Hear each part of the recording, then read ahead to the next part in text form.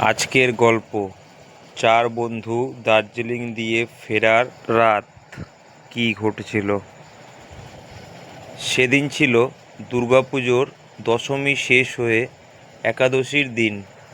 সেই দিন অরিন্দম, অতনু, মৃণাল ও সুমন চার বন্ধু মিলে দার্জিলিংয়ে ঘুরতে গেল।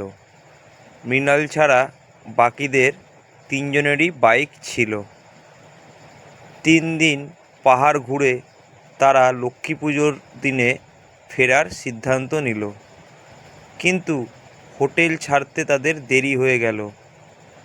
দুপুর 1টা নাগাদ তারা বেরোলো এবং তাদের ভিড়ের সম্মুখীন হতে হলো। বাইকে তারা একটু একটু করে এগাতে পারল।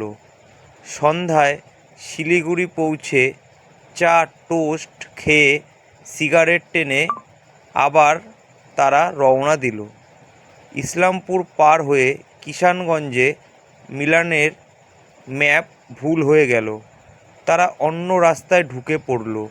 ওভারব্রিজ ধরায় পথ ঘুরে গেল বিহারের দিকে। গুগল ম্যাপ দেখে তারা বুঝতে পারল রাস্তা লম্বা হলেও NH-34 এ গিয়ে রাস্তাটি মিলছে। কিন্তু রাতের জঙ্গল কতটা ঝুঁকিপূর্ণ সেটা তারা খেয়াল করল না। প্রায় 40 মিনিট পর সুমন পিছিয়ে পড়ল।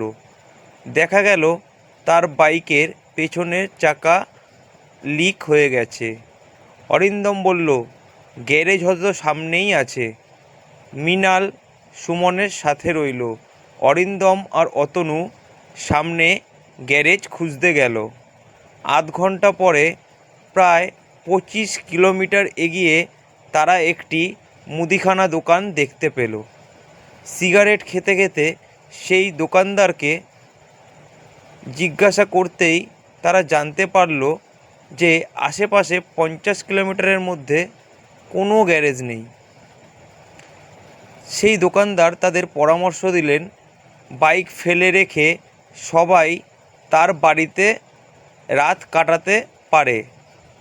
অরিন্দম প্রস্তাবটা সুমনকে জানালো, কিন্তু সুমন বলল, কাছে একটা ভাঙা বাড়ি আছে, সেখানে থাকাই মজার হবে।